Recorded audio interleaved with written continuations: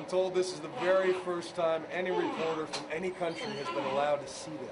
We will don static-proof jackets or full bunny suits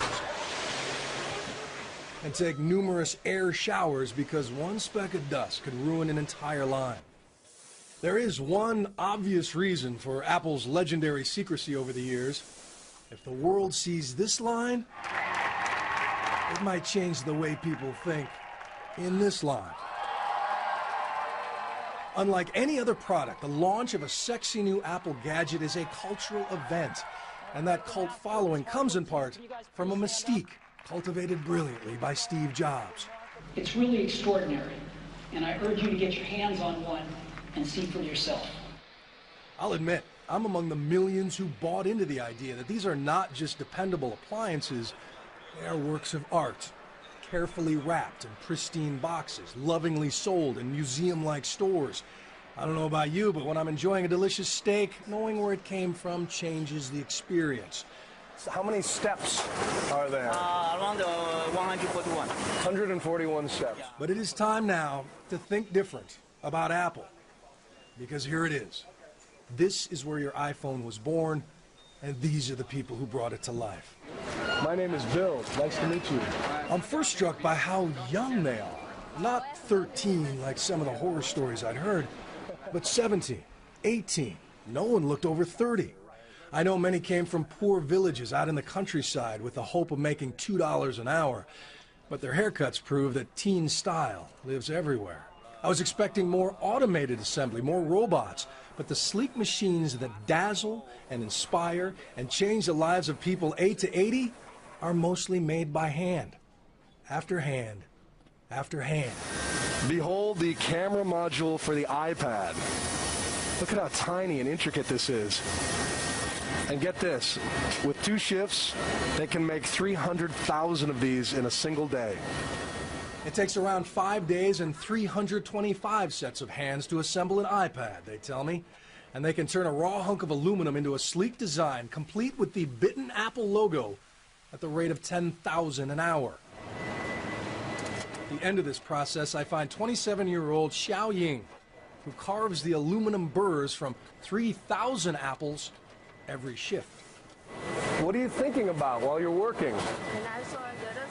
A lot of times I think about how tired I am, the mother of 2 tells me. I think about resting. A supervisor will give the occasional order in Mandarin, but on this line, the machines do most of the talking, while the people work in silence.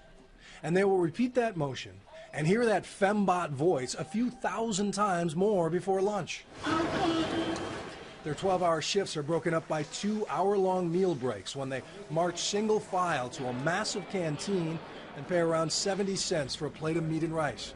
If they eat fast enough, they can catch a few winks back at their spot on the line. The Foxconn executive tells me it's not exhaustion, but a Chinese post-meal tradition. So this is home. How long have you guys worked here and lived here? After 12 hours here, many head home to a nearby dorm room they share with 7 other workers. There is an internet cafe and a soccer field. They even offer classes in English and other studies. But most are here to work. Most left their families to work because back home, there are few good jobs. 3 months. A total of 18 employees took their own lives or tried to in recent years. And given the company's massive size, Foxconn's suicide rate is actually well below China's national average. One reason, Louis Wu, our executive host, said it took several months and several suicides before Foxconn and Apple were shaken into action. At the beginning is that we see a few suicides, but we didn't really see that there is a cluster effect right? Until I think either the 5th or the 6th one. He says Apple's #2 man at the time, Tim Cook, flew to Shenzhen and helped assemble a team of psychological experts who recommended nets to make impulsive souls think twice before jumping. Foxconn also then promised to raise wages, and they opened this counseling center. And why do you think so many happened at the same time? There are many reasons, Counselor Yang Chunhui tells me. Of course, some has to do with management. But they had more to do with the new generation of migrant workers from the rural areas, their state of mind, and how they cope with society. Also, it's hard to make friends here, she says. But it wasn't just the suicides that caught the world's attention. An explosion hit a Foxconn plant in Chengdu. Last year, poorly ventilated aluminum dust led to 2 separate explosions in iPad polishing stations, killing 4, injuring 77.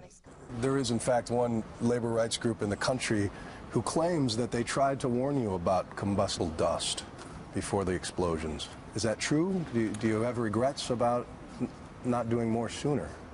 But you ask me, whether, we feel we could have done a lot more or better to avert that explosion. Absolutely. We were devastated. Apple takes working conditions very, very seriously, and we have for a very long time. Apple declined my repeated request to interview new CEO Tim Cook, but referred us to his statements at a Goldman Sachs investor conference last week. We don't let anyone cut corners on safety. But now more than ever, they are trying to prove that to the world. Until this year, Apple had never released the names of its suppliers. They almost doubled the number of supplier audits performed last year, and a few months ago they decided to join the Fair Labor Association. And we were there when the head of the FLA arrived to begin the largest ever audit of Foxconn. This is not a surprise inspection. No. So how do you know they're not putting on a show for you if they know you're coming? I expect them to put on a show for us. That's normal. But our method is such that we have a bottom-up interview method that just surfaces. Over the next couple of days, everything will surface. It's only fair to note that Apple is just one of many Foxconn customers, and most of them have escaped this recent storm of bad publicity. As one of the FLA auditors explains, the biggest and most visible brands often take the heat for the entire industry. And why the timing like this? Well, we call it the Nike moment, right, in the industry. So there was a moment for Nike in the 90s when they got a lot of publicity, negative publicity. And they weren't the worst. It's probably similar like Apple. They're not necessarily worse than anybody else. It's just that the publicity started to build up. Part of the Fair Labor Association team scours time cards and pay records, while another uses, yes, iPads to beam the anonymous grievances of 35,000 workers to a server in New Zealand. So this is home. And many of them will pay $17.50 a month to move into a dorm like this with 7 strangers. To get a sense of how this compares to their homes, we traveled to a village outside the industrial town of Chengdu, where a single family might live in a room like this. Oh, that's your heat. Oh, I see. Though they have heard of Foxconn, they've never seen an iPad before. So this is what they make at Foxconn. It's called an iPad. And since the young people left to work in the factories, they say everything is better. So you eat better, you have better clothes, more to do? Yes, they say. Everything. Wow. Meanwhile, back in the Apple lines in Shenzhen, the Fair Labor Association audit continues. People are really pushing this stuff out. Apple paid $250,000 to join this group, and Apple is paying for this audit, making critics worry about a conflict of interest. But Arette van Heerden of the FLA insists that when they publish this report, any whitewash will be obvious. What are you looking for with behavior, traits, physical characteristics, what? Definitely. One of them is, will they look up even? We come in here, we're outsiders, we're obviously an object of curiosity. And I want to know, can they express that curiosity? Can they steal a glance? I go into facilities where people won't look up, and they're really, really intimidated. I'm Bill. Since Apple encouraged us to approach anyone on their lines, we did.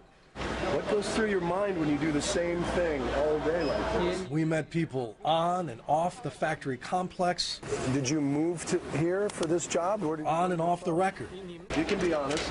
And it became quickly obvious that a strange American with a camera crew only gets so much candor. So if there was one thing that you could change about your job here, what would it be? But plenty of people like Zhang Ruhua had no problem telling me that the dorms are too crowded and the trees block the sunshine and the food prices are too high. We heard the kind of complaints you'd hear at any factory or college campus. And even though wages have doubled since the suicide nets went up, most everyone complained about low pay. But in China, other than complaining, there's very little they can do about it.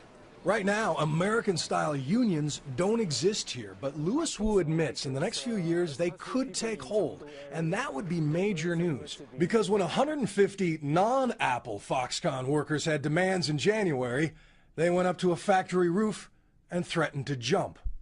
What happened? Well, I think first of all, it's not because of pay. It's part of the negotiation process. But I'm very happy that everything was resolved. A sobering kind of collective bargaining right there. Yes, yes, absolutely, absolutely. If Apple came to you and said, out of the goodness of our heart, because we're doing so well, we want to pay everyone who touches an iPad double. Could you do that? Why not? That would be good for the employees, right? And also definitely good for China. And definitely good for us, because we will have more stable workers who would love to work for, our company, because they will get paid a lot more than anyone else.